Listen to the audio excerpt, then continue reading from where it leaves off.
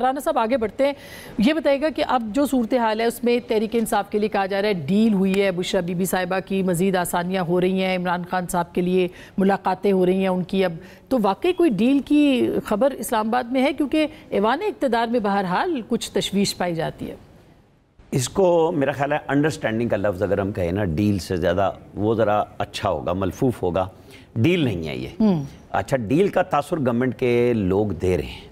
وہ چاہتے ہیں کہ لڑائی ہو بشرا بیگم میں اور عمران صاحب کی بہنوں کے درمیان میں، اس میں پی ٹی آئی کے جو سٹالورٹس ہیں وہ بھی ان ہوئے ہوئے ہیں، کوئی ادھر سے اور کوئی ادھر سے کہ جی نہیں ان کو آنا چاہیے، ان کو آنا چاہیے، اور پھر جو بیچ میں بیٹھے ہوئے ہیں جو ڈرے ہوئے ہیں پی ٹی آئی کے اندر وہ کہتے ہیں کہ نہیں وہ خان صاحب کا آرڈر ہے کہ فیملی نہیں آئے گی، تو بھائی فیملیاں تو وقت پہ آیا ہی کرتی ہیں، جب لیڈرز بھاگ جائیں پوش ہو جائیں، تو پھر بیگم کلثوم نواز بھی آئی تھی، بیگم نصرت بھٹو بھی آئی تھی، تو اس میں کیا حرج ہے؟ وہ آپ کی جمہوریت یا اس موروثیت کے اوپر کوئی کوسچن مارک نہیں آتا کہ اگر آپ کی لیڈرشپ صرف سوشل میڈیا پہ بیانات دینے پہ آ جائے۔ مگر آپ نے دیکھا کہ اس میں ایک یہ بھی کہا گیا کہ علیمہ خان صاحبہ جو ہیں، آج خبر چل رہی تھی کہ انہوں نے عمران خان صاحب کو صحیح اپڈیٹ نہیں کیا، بہت سارے لیڈرز نے کمپلینٹ کی ہے یہ کہ وہ آگاہ نہیں کر پا رہی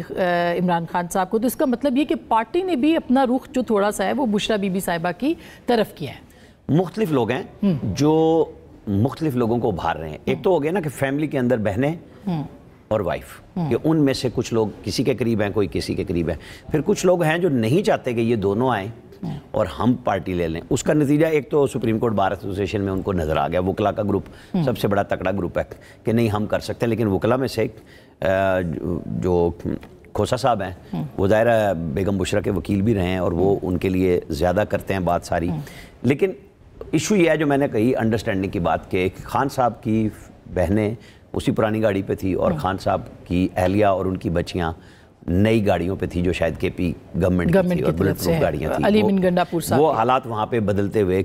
مطلب نظر آ رہے تھے کہ بھئی ایک کے ساتھ پروٹوکول ہے اور ایک کے ساتھ نہیں ہے، تو یہ آگے چل کے ایشوز بننے ہیں کہ بھئی آپ نے ان کو وہاں رکھوایا نہیں رکھوایا۔ خان صاحب خود بھی بہت اچھا کھیلتے ہیں، صرف یہ نہیں ہے کہ ان کو بریف نہیں کیا جاتا،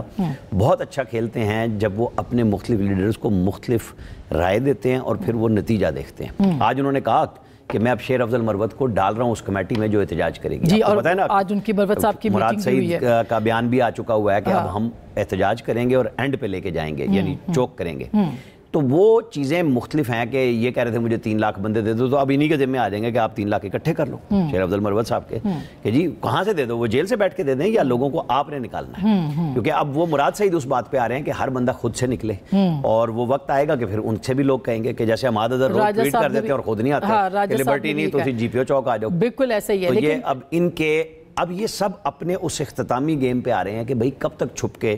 وار کرو گے یا لڑائی کرو گے، تو ایک اسٹریٹجی بنانی پڑے گی اور یہی نئی حکمت عملی ہے۔